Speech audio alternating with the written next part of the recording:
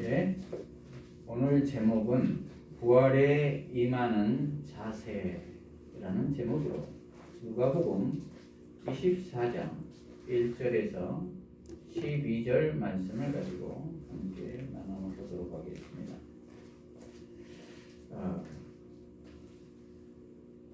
우리 모두는 신앙생활을 하면서 예수님을 죽은 자 가운데서 찾는 경우가 많이 있습니다. 그것은 살아계시는 예수님으로 생각하지 않고 아무 능력도 없는, 영향력도 미치지 못하는 죽은 자 가운데 있는 예수님으로 생각을 하고 있다는 것입니다. 그러나 실상은 예수님은 부활하여 다시 살아나셨고 지금도 우리와 함께 산 자로 계십니다. 그러므로 우리 모두는 그 사실을 선포하고 증거하는 삶을 살아야 될 줄로 믿습니다. 오늘 본문을 통해서 살펴보도록 하겠습니다. 오늘 본문 전체의 줄거리를 살펴보면은 안식 후 첫날 새벽에 여자들이 준비한 향품을 가지고 예수님의 무덤에 찾아갑니다. 그런데 가보니 무덤에서 돌이 굴려진 모습을 보고 여자들은 깜짝 놀랍니다. 그래서 동굴 속에 있는 무덤을 들여다보니 예수님의 시신은 보이지 않고 시신을 싼 세마포만 놓여져 있었습니다. 그래서 당황하여 나오려고 하니 그 여자들 곁에 찬란한 옷을 입은 두 사람이 서 있었습니다. 그러자 여자들이 두려워하여 얼굴을 땅에 대니 두 사람이 말합니다. 어찌하여 살아있는 자를 죽은 자 가운데서 찾느냐라고 합니다. 그러면서 예수님은 여기에 계시지 않고 살아나셨다고 합니다.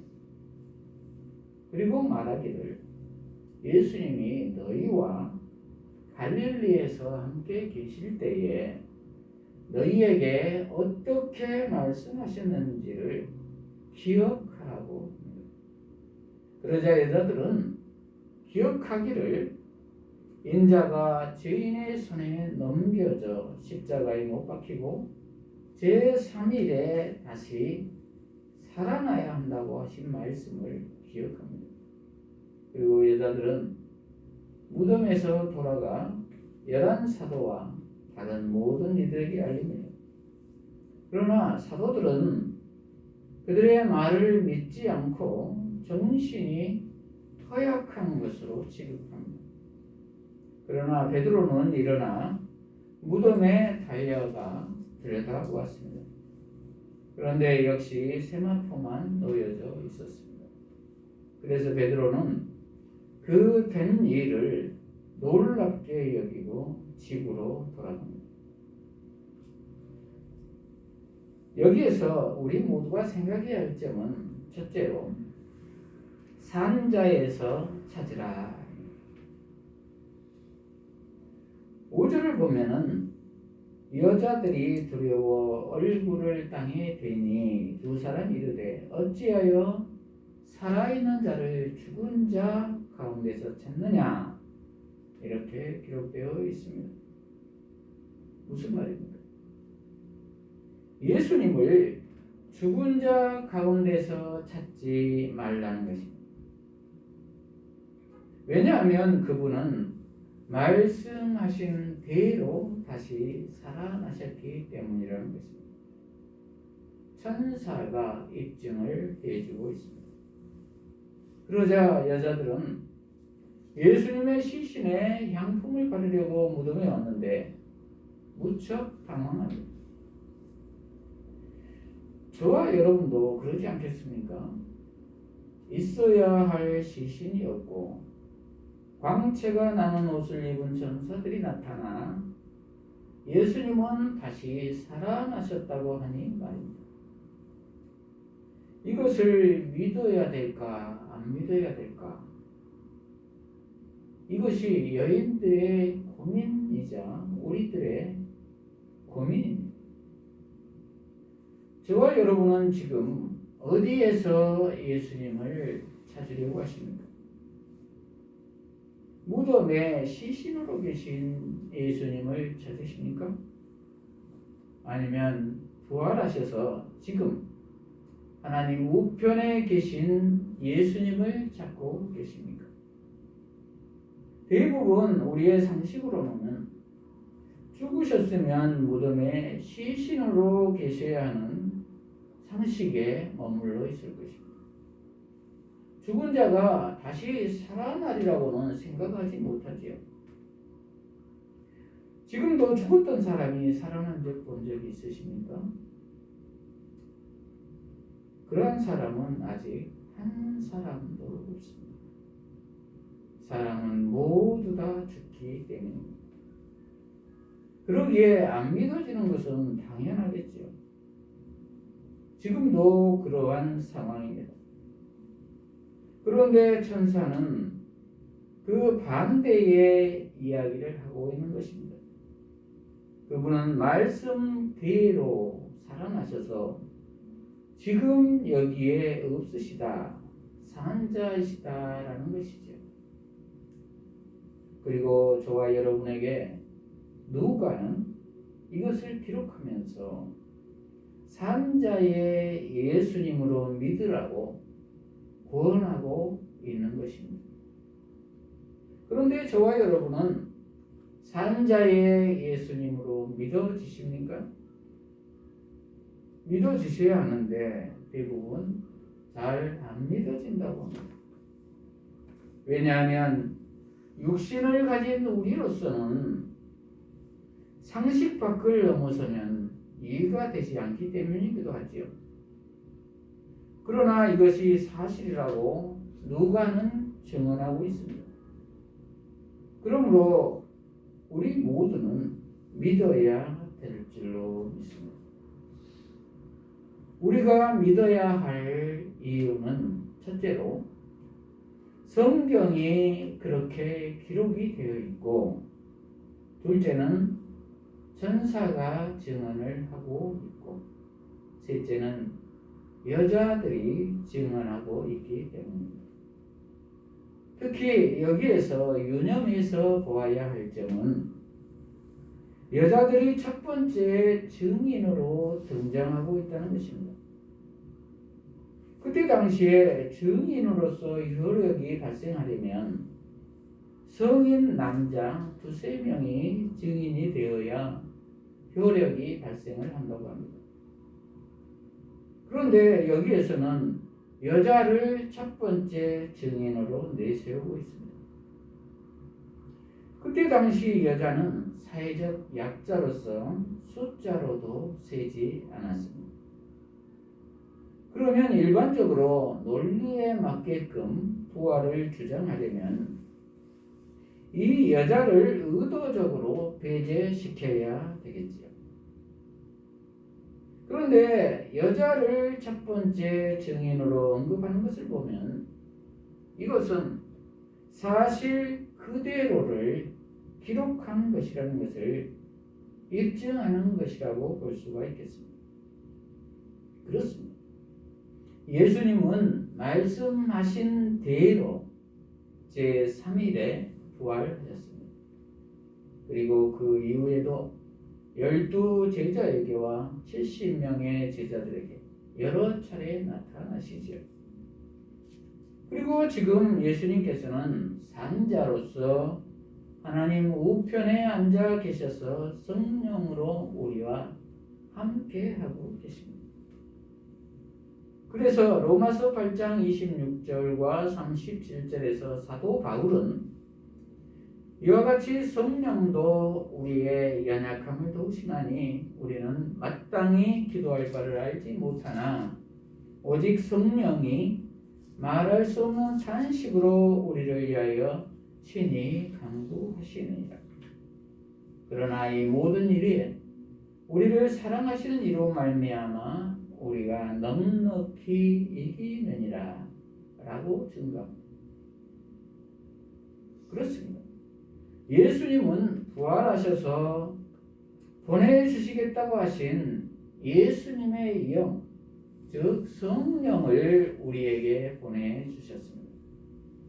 그리고 그 성령으로 말미암아 우리 모두가 이 세상을 넉넉히 이기게 하시겠다고 했습니다. 그러므로 우리 모두는 산자에서 예수님을 찾아야 할 줄로 믿습니다. 그런데 혹시 우리 모두는 내 상식에 맞고 내 이해에 충족되고 내 논리에 맞아야만 하는 예수님을 찾고 있지는 않으신지요? 그러나 예수님은 우리가 믿어주든지 안 믿어주든지 간에 부활하셨고 지금 하나님 우편에 앉아 계십니다.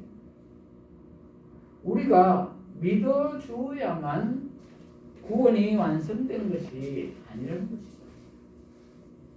우리가 인정을 해 주어야만 효력이 발생되는 것이 아니라는 것입니다. 왜냐하면 삼위일체이신 하나님은 예수님은 스스로 계시고 자존하신 분이시기 때문입니다. 그러므로 우리 모두는 이 사실을 인정하고 죽어있는 예수로 인식하고 살아가는 것이 아니라 지금도 살아계셔서 성령으로 우리와 함께하고 계시는 예수님으로 믿어야 될 줄로 믿습니다. 즉 부활 생명으로 예수 생명으로 살아야 한다는 말입니다.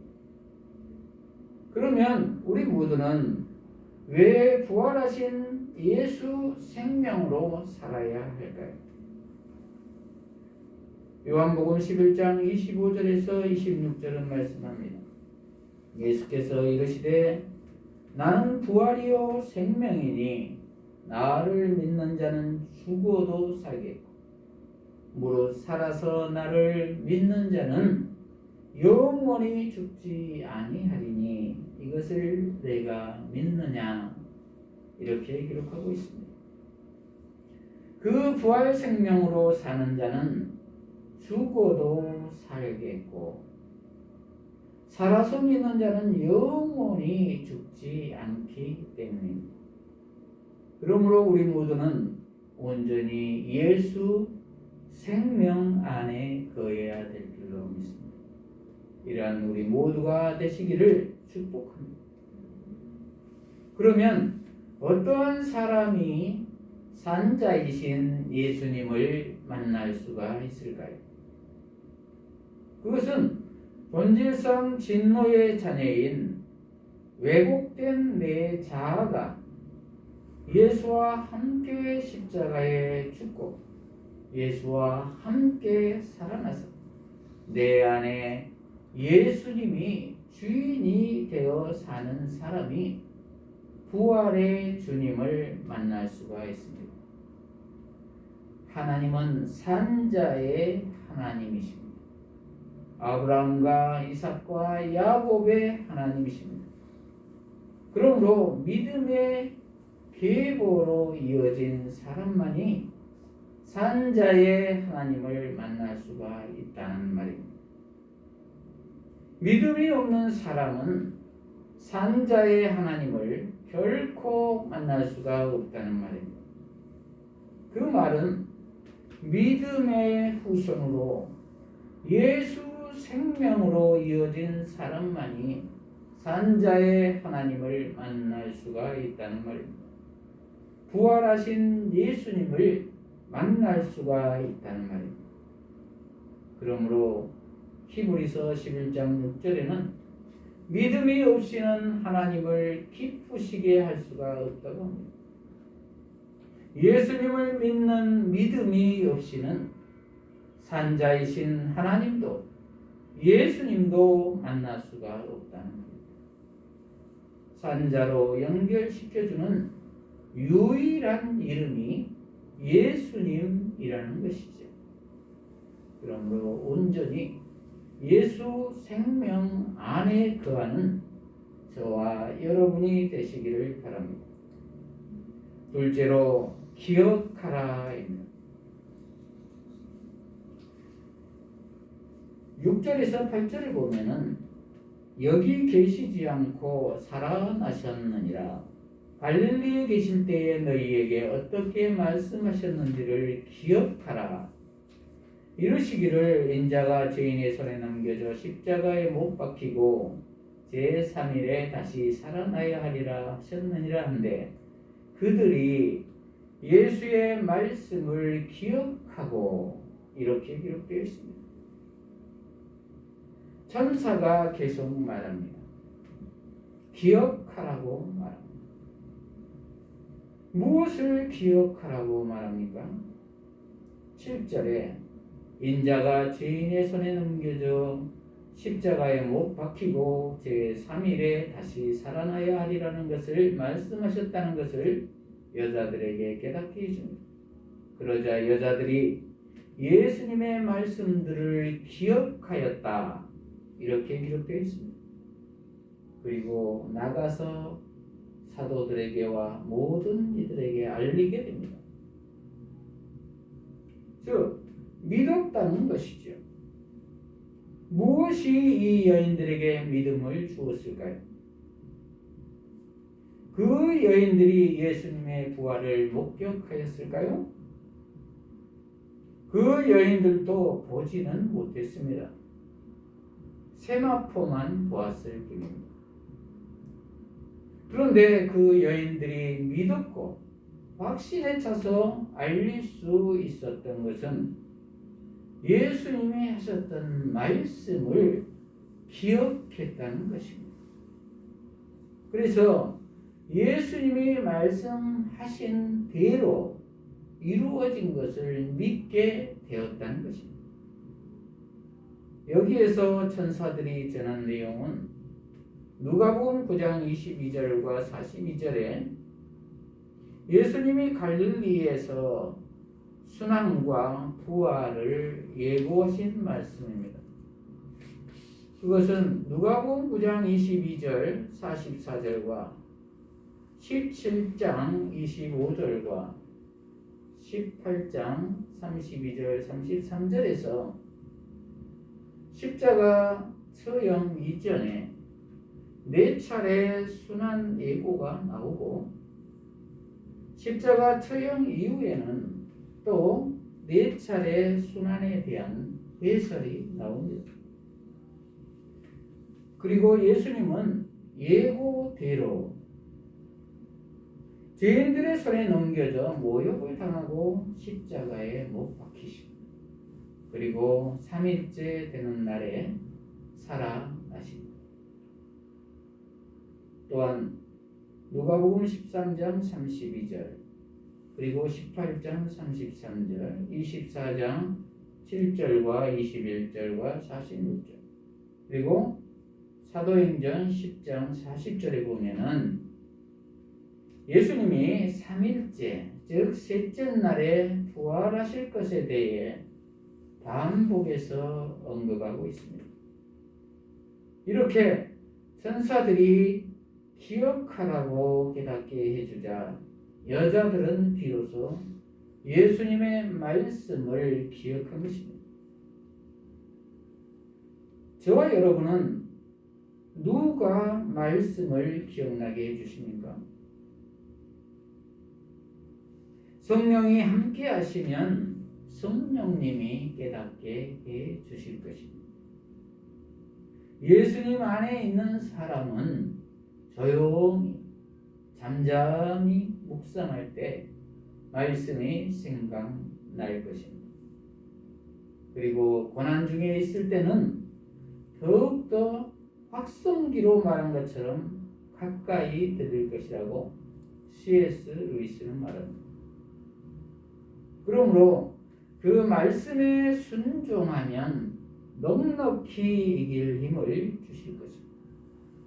이러한 은혜가 저와 여러분에게 있으시기를 바랍니다. 이렇듯 여자들은 천사들의 선포와 예수님의 말씀에 대한 기억을 통해 부활을 믿게 된 것입니다. 빈 무덤은 예수님의 부활을 입증하는 증거입니다. 그리고 7절에 보면은 죄인들의 손에 넘겨지고 다시 살아난다는 단어 앞에 해야 한다는 단어를 사용하고 있습니다.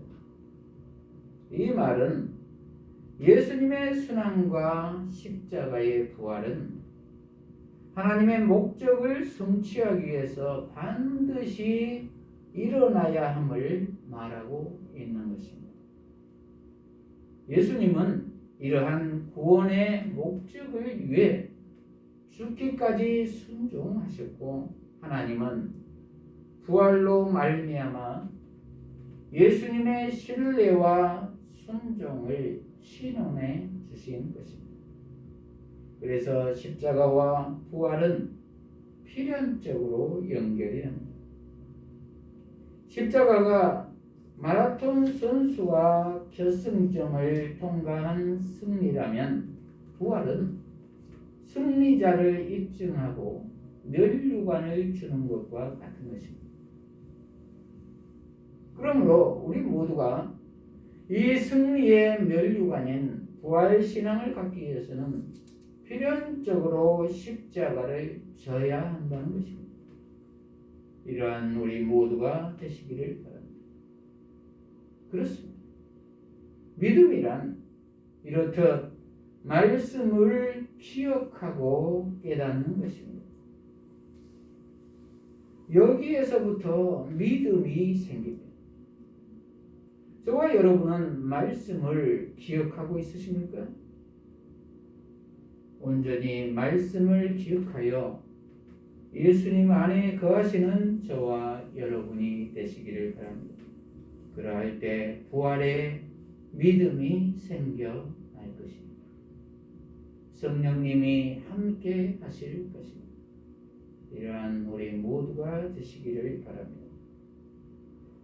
셋째로 선포하라입니다. 9절에서 10절을 보면은 무덤에서 돌아가 이 모든 것을 11사도와 다른 모든 이에게 알리니, 이 여자들은 막달라 마리아와 요한나와 야고보의 모친 마리아라, 또 그들과 함께한 다른 여자들도 이것을 사도들에게 알리니라, 이렇게 기록되어 있습니다. 여자들은 무덤에서 돌아와 11사도와 다른 모든 이들에게 알렸다고 했습니다. 여기에서 여자들의 이름이 거론되어 있는데, 막달라 마리아는 7 귀신 들려 고침받은 여인이고, 요한나는 그 남편이 헤롯의 청지기로서 부자였습니다. 은혜를 입고 성도들을 재정적으로 잘 섬기던 여인이었습니다. 그리고 야고보의 모친 마리아와 다른 여자들도 있었다고 거론하고 있습니다. 이렇게 구체적으로 여자들의 이름을 언급한 것은 남자들보다는 여자들이 더 은혜를 많이 입은 것 같습니다. 왜냐하면 여자들이 전적으로 의지하는 성향이 더 있어서 그러지 않나 싶습니다. 하나님 나라에서는 이렇게 전적으로 의지하는 믿음을 요구합니다. 그리고 사회적 약자나 낮은 자들에게 임하시는 하나님의 긍휼의 속성이기도 하죠. 약한 자를 택하여서 강한 자를 부끄럽게 하시는 하나님이시기 때문입니다. 그렇습니다.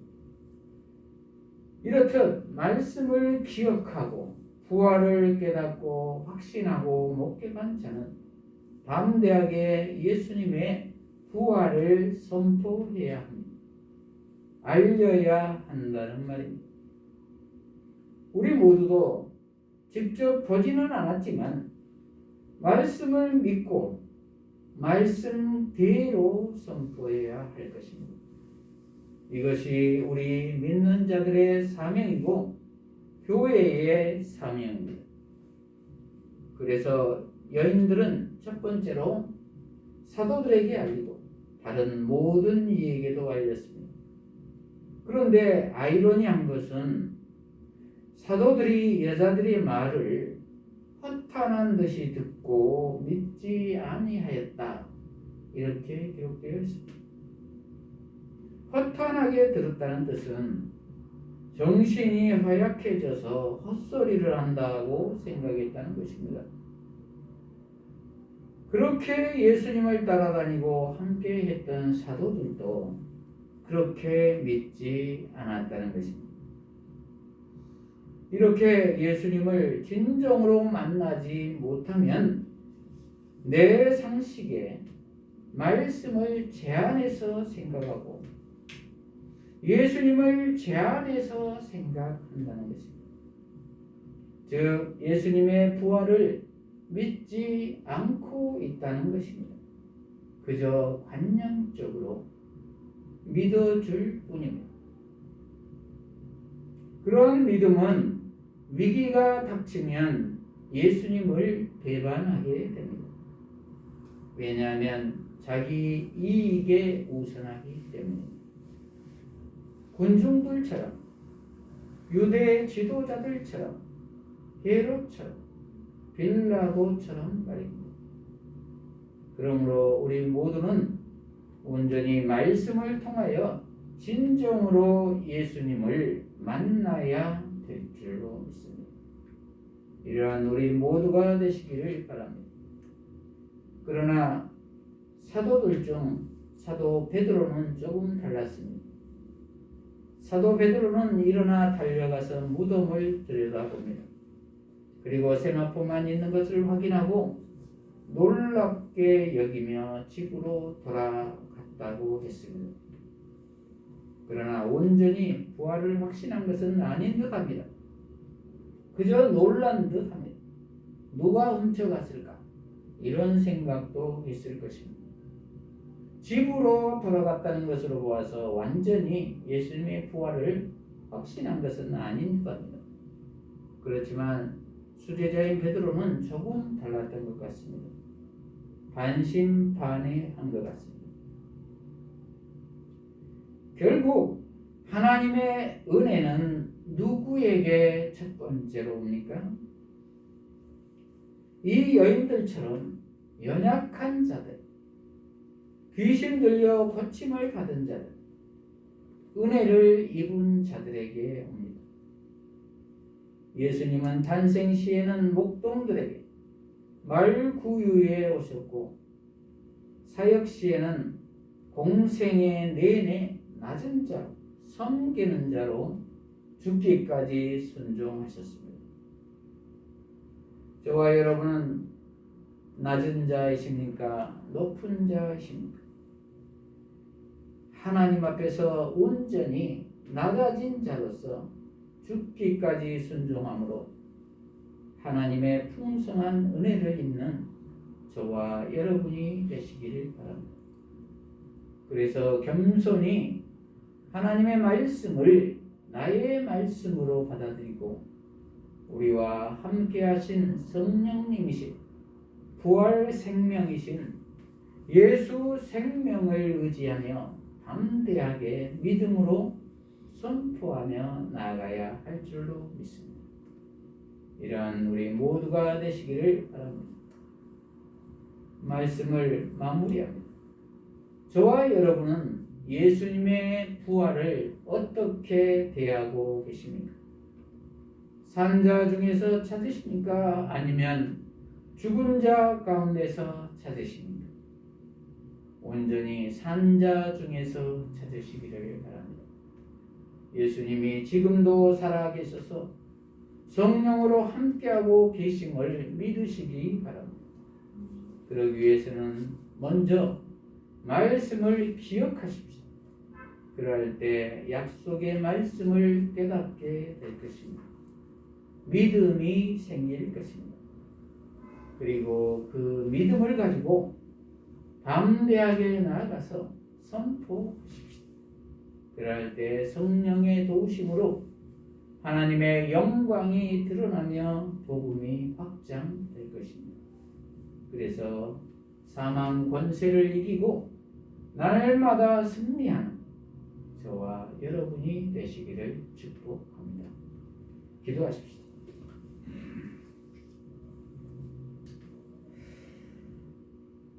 하나님 아버지, 오늘 부활주의를 맞아 부활에 임하는 자세에 대해서 깨닫게 하시니 감사합니다. 우리 모두가 죽은 자의 예수님이 아니라 산 자의 예수님으로 받아들이며 성령님을 의지하며 예수님의 말씀을 기억하며 믿음에 이르게 하셔서 부활 생명이신 예수 생명을 삶에서 선포함으로 사망을 이기며 승리하는 삶을 살게 하여 주시옵소서. 예수님 이름으로 기도합니다. 아멘.